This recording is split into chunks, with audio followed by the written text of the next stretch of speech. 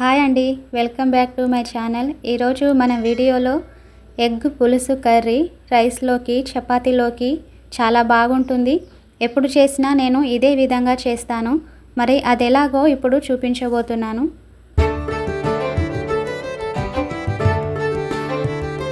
ముందుగా stove on చేసి ఒక కడాయి తీసుకొని అందులో కొద్దిగా ఆయిల్ వేసుకొని పసుపు సాల్ట్ కొద్దిగా వేసుకొని ఈ ఉడకబెట్టుకున్న ఎగ్స్ను ఈ విధంగా ఘాట్లు పెట్టుకొని ఆయిల్లో వేసుకొని ఈ విధంగా ఫ్రై చేసుకోవాలి.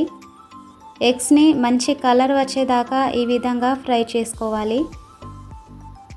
ఇప్పుడు ఒక ప్లేట్లోకి వీటిని తీసేసుకోవాలి.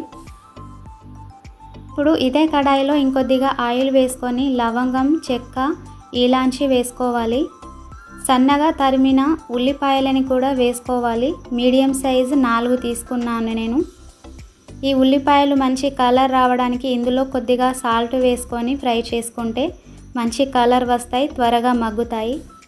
కర్రీ టేస్ట్ అంతా ఈ ఉల్లిపాయల దగ్గరే ఉంటుంది. మంచి కలర్ వచ్చేదాకా ఫ్రై చేసుకుంటూనే బాగుంటుంది. సన్నగా తరిమిన 2 పచ్చిమిర్చిని కూడా కట్ చేసుకొని ఇందులో వేసుకొని ఫ్రై చేసుకోవాలి. ఉల్లిపాయలు ఈ విధంగా ఫ్రై కావాలి. ఇప్పుడు ఇందులో 1 టేబుల్ స్పూన్ అల్లం పేస్ట్ వేసుకోవాలి. మనం ముందే పసుపు కూడా వేసుకున్నాం కాబట్టి ఇప్పుడు కొద్దిగా వేసుకోవాలి. ఈ అల్లం పచ్చి వాసన పోయేదాకా ఈ విధంగా ఫ్రై చేసుకోవాలి.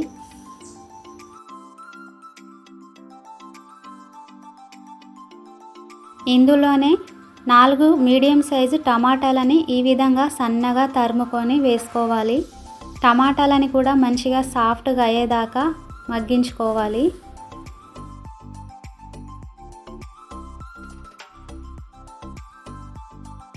చూడండి, టమాటాలు కూడా సాఫ్ట్గా మగ్గిపోయాయి కదా. ఇప్పుడు ఇందులో స్పైసెస్ వేసుకోవాలి. ఒక 3 స్పూన్లు కారం వేసుకోవాలి. కొద్దిగా కారం ఎక్కువ వేసుకుంటేనే బాగుంటుంది కర్రీ. ఇందులో కొద్దిగా సాల్ట్ కూడా వేసుకోవాలి.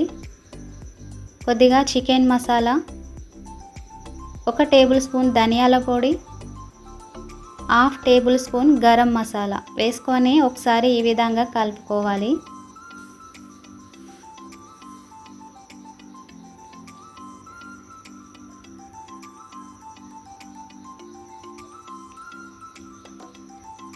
ఇందులోకి వేసుకోవడానికి కొద్దిగా చింతపండుని ముందే నానబెట్టుకున్నాను.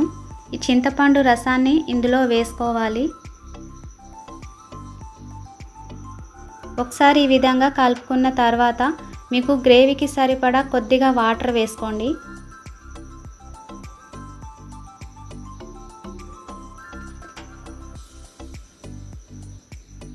మీకు కావాలంటే ఇంకొద్దిగా వాటర్ వేసుకోండి, లేకపోతే ఈ విధంగానే సరిపోతుంది అనుకుంటే వాటర్ వేయద్దు.